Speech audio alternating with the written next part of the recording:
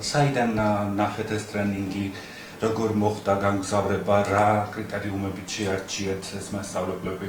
ეს ნათელა ხინჩეგაშვილია, ქალი, რომელსაც გორელი მასწავლებლები რუსეთში მოგზაურობის გამოემადლიერებიან. გორის უნივერსიტეტის თანამშრომელი დღეს დუმს და TV პირველის კითხვებს ამ ფორმით გაურბის. არადასწორად ის არის ერთ-ერთი ორგანიზატორი, რომელმაც ნაომარ ქალაქში სკოლის პედაგოგების შეკრიბა და სანქტ-პეტერბურგში კვალიფიკაციის სასამაღლებელ კურსებზე გაუშვა. გიქვნით თუ არა უხერხულობას ის ამბავი, რომ ნაომარი ქალაქის პედაგოგები მიყავთ აგზავნით ტრენინგზე რუსეთში. ანუ ერთი სიტყვის თქმაც არ შეგიძლიათ, ეს გწხვენიათ თუ რატომ? გორელ მასწავლებლებს ოკუპანტ ქვეყანაში ასწავლეს, როგორ უნდა ასწავლონ მოზარდებს რუსული ენა და ლიტერატურა ხელოვნური ინტელექტის გამოყენებით. ეს სწორედ ის ქალაქია, რომელიც წლების წინ რუსული ჭურვებით იბომბებოდა. ამიტომაც რჩება ეჭვი, რომ პედაგოგებიც საგანგებოდ ყავდათ შერჩეული, თუმცა სანქტ-პეტერბურგში ჩასული მასწავლებლები მხოლოდ ტრენინგებს არ ესწრებოდნენ. ისინი დაყავდათ ექსკურსიებზეც და კულტურულ მემკვიდრეობას აცნობდნენ. რუსეთში ხო იყავით? როგორ არ იყავით? თქვენ პოსტიც გეწერათ. ვითხარით, რატო არ გეუხერხულებათ ოკუპანტ ქვეყანაში რომ იმყოფებოდით? რა ინფორმაცია ჩამოუტანეთ თქვენ მოსწავლეებს, რას მოუყვებით? კრემლის პლაკატი ისევ გაქვთ საკლასო ოთახში გაკრული?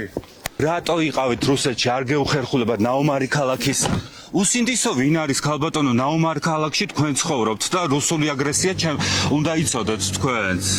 ექსკურსიები ერმიტაჟში, ნარიშკინ შუვალოვის სასახლესა და ფაბერჟეს მუზეუმშიც, ბილეთები თეატრისთვის. ასეთი იყო გორელი მასწავლებლების მოგზაურობა ოკუპანტ ქვეყანაში. რა მისიით გაუშვეს რუსეთში და როგორ დაუშვეს სკოლის დირექტორება, რომ მათი მასწავლებლები ოკუპანტ ქვეყანაში ტრენინგებს დასწრებოდნენ. ახლა ყველა თავის მართლებაშია. რა ტრენინგი იყო და რა პროგრამა იყო ინფორმირებული არ ვარ.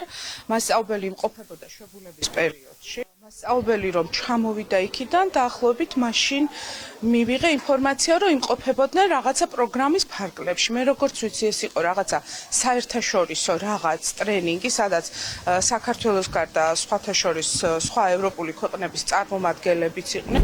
ეს ღონისძიება რუსეთის სამთავრობო წრეებთან მჭიდრო კავშირში მყოფი ორგანიზაციების მიერ იყო გამართული. მასწავლებლების გადამზადებას სანქტ-პეტერბურგის სახელმწიფო უნივერსიტეტის ენობრივი ტესტირების ცენტრი, რუსკი მირის ფონდი, როსოტრუდნიჩესტვო და სანქტ-პეტერბურგის საგარეო ურთიერთობათა კომიტეტი უწევდა ორგანიზებას. ეს კრემლის ნაცადი ხერხია, რომ რბილი ძალით საკუთარი პროპაგანდა უფრო მარტივად გაავრცელონ.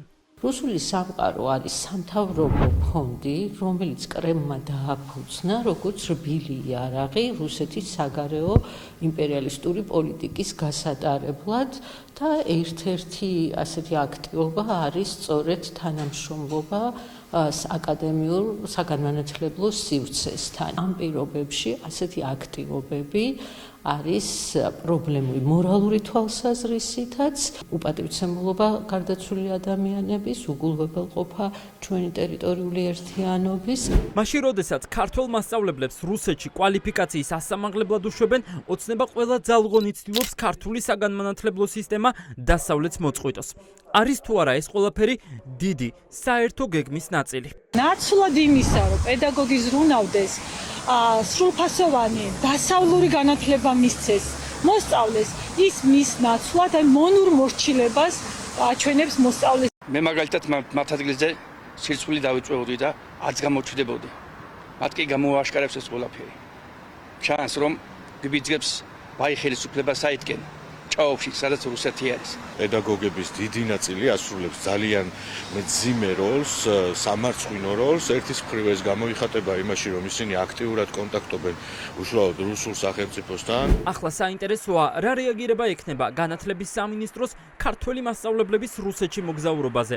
ფაქტია, პედაგოგები იმ ღონისძიებას ესწრებოდნენ, რომელსაც დასავლური ქვეყნები მიიჩნევენ რუსეთის პროპაგანდისტულ იარაღად.